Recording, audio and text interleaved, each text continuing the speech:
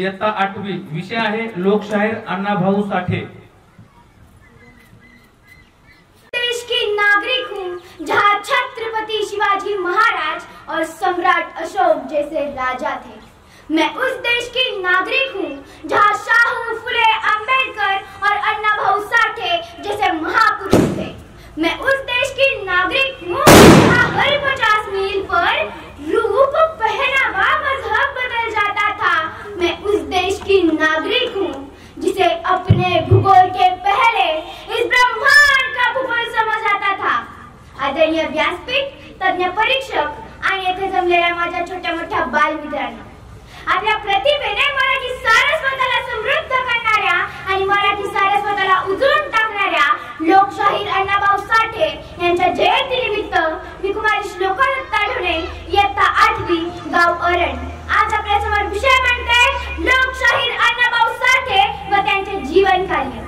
काही माणसांचा अंत झाला परंतु त्यांना यश मिळाले नाही, तर काही माणसांना यश मिळालं मात्र त्यावेळी नेमका त्यांचा अंत झाला। मुळात यश आणि अंत या दोन्ही टप्प्यांच्या मधोमध उभे राहून समाज परिवर्तनाचे काम करणारे लोकशाहीर अण्णाभाऊ साठे यांच्या जीवन कार्यावर अल्पसा प्रकाश टाकण्याच्या निमित्ताने मी आज आपल्या समोर उभे आहे।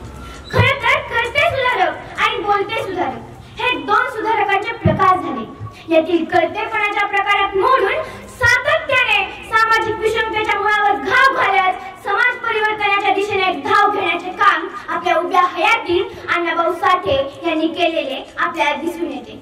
खरं तर अण्णाभाऊंसारखा 1.5 दिवसाची शाळा शिकलेला अक्षरशत्रू जीवनाचा पायी लेखणीच्या हत्यार बनवतो आणि यातून कित्येक गरीब दीनदलित माणसांचे जीवन व्यतेची चाललेली झुंज हे आपल्या साहित्याचा मूल तत्व बनवत असताना मग गुलामगिरीच्या चिखलात ऋतूने बसलास काय ऐरावर अंग झाडून निघ बाहेरी घे बिरीवरती धाव जग बदल घालून घावं अशा शब्दांमध्ये बहुजन समाजामध्ये संघर्षाचं आणि स्वाभिमानाचं स्फुल्लिंग चेतवायचं काम करायला लागतात।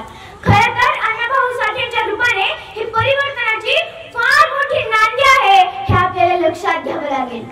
मित्र हो, 1.5 दिवसाची शाळा अण्णाभाऊ शिकले असं आपण म्हणतो, परंतु जे अण्णाभाऊ साठे तत्कालीन कमी वयात शाळेत जाऊन पोहोचतात आणि शाळेत पोहोचल्यानंतर तेथील जातीयवादी वर्णाभिमानी व्यवस्था अण्णाभाऊ साठेंना स्वस्थ बसू देत नाही।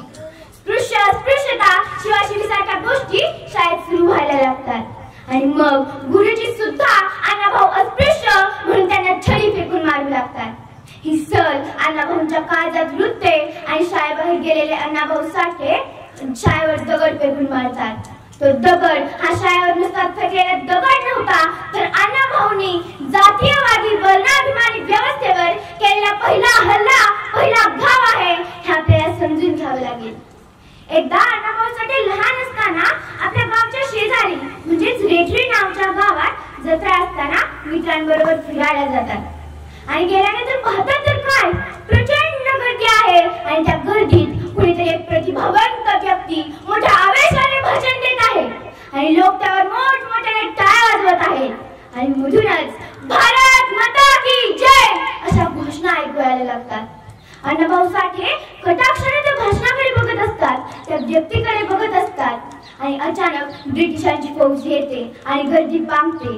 भाषण देणारी व्यक्ती घोड्यावर बसते आणि प्रचंड वेगाने जंगलाच्या दिशेने धावायला लागते।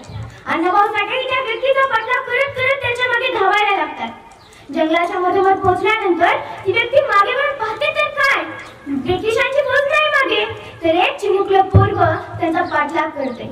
त्यावेळेस ते म्हणतात, बाळा कोण आहेस तू, तुझं नाव काय, तू कुठून आलास आणि तू माझा पाठलाग का करतोयस? त्यावेळी अण्णाभाऊ साठे म्हणतात, मी अण्णाभाऊ साठे आणि मला तुमचं नाव जाणून घ्यायचंय आणि तुमचं नाव जाणून मला आमच्या गावातल्या फकीरांना जाऊन सांगायचे। त्यावेळेस ते म्हणतात, मला लोक प्रेमाने क्रांतिसिंह म्हणतात, क्रांतिसिंह नाना पाटील, ज्यांनी पत्री सरकार म्हणजे प्रति सरकारची स्थापना केली असे क्रांतिसिंह नाना पाटील यांच्याशी अण्णाभाऊ साठेंचे वैचारिक संबंध होते हे मला या निमित्ताने सांगावंसं वाटतं।